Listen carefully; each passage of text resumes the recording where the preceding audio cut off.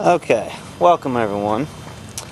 On the org, I noticed that a lot of people have a lot of threads about my VGs misfiring, or not running good, or not up to speed, or a million things. So today, I think that I'm just going to go over a lot of the basic things that most everyone should know about their VG and about what causes a misfire. Okay, first off, we're going to go over some things on the engine here. The first thing, when you think of a misfire, you think of the spark plugs and the plug wires itself. Now, everyone should pretty much know how to change a spark plug. Take off your boot and down in the crevice, which is not too visible right now, but you can see the very tip of the spark plug right in there. Now, after you changed all your spark plugs, if you still have a misfire, and you think or suspect that it's in your plug boots, it's really a good thing to check them at nighttime.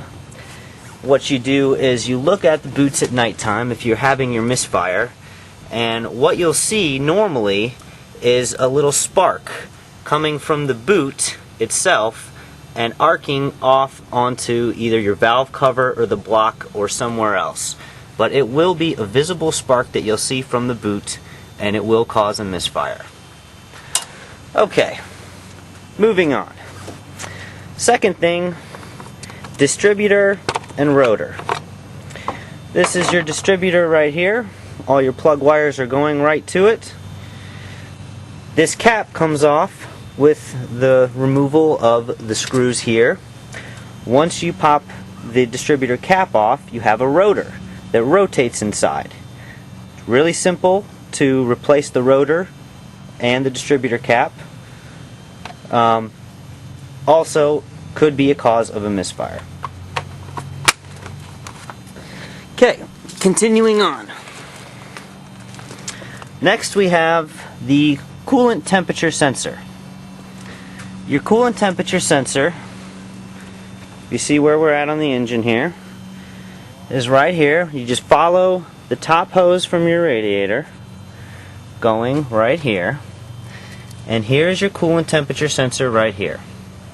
If you're having a misfire, it'd be a good idea to replace this sensor right here and check to make sure that your plug right here has no corrosion. Okay, really simple to do to replace that sensor. Alright, moving on, mass airflow. Here is your intake tube going to your air filter. This is your mass airflow. This is the connection to it. Once again, make sure you don't have visible corrosion on the connector. And to replace this, real simple, loosen the clamps, and this whole thing slides right out. Really simple to get a replacement at a junkyard or order it from eBay or wherever.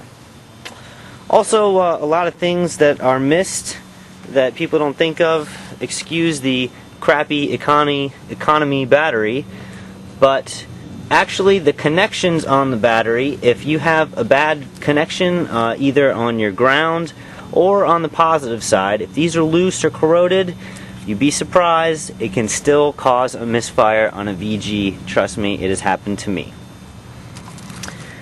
Alright, let's talk vacuum lines.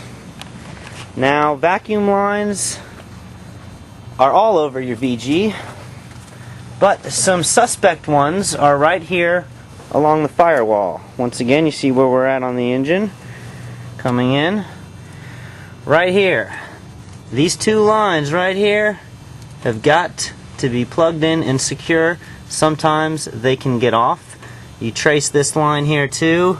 It goes on top of your valve cover and actually comes around, and I have replaced the end of this line with an aftermarket vacuum line. But you want to make sure, once again, that has no leaks right there. You want to make sure that both of those are plugged in right there. Also, make sure all these vacuum lines are connected right up here. Alright, other vacuum lines, pretty easy to see because most of them I've replaced with red vacuum lines. And you'll just take a visual inspection of your car, make sure that you don't see any corroded or broken vacuum lines anywhere along your intake manifold or anywhere around your engine. Okay? Also keep in mind you've got more vacuum lines going right up here. Okay? We'll space out again for a second, get some reference. Behind your mass airflow, right on top of your transmission, you've got these two vacuum lines right here. These are going right up into the bottom here. Just make sure that these connections are good and solid, and make sure that there are no leaks and these hoses are not dry rotted. So make sure that you have all your vacuum lines connected correctly. Moving on to injectors. The most pain in the ass thing, if none of these solve a misfire, your injectors may be at fault. The injectors are sort of difficult to get to because you will have to remove your intake manifold. We're not going to be doing that right now. What I'm just going to show you are the injector plugs. Right here is an injector plug.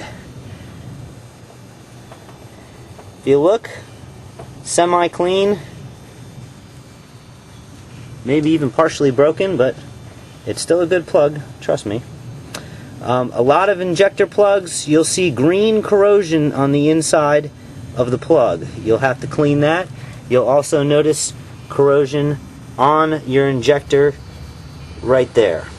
And those two small little contacts can be cleaned without removing the injectors.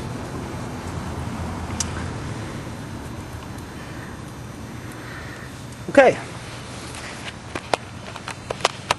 So, I hope that helps out a lot of my fellow VG owners, and hope you guys can get your VGs running smooth again.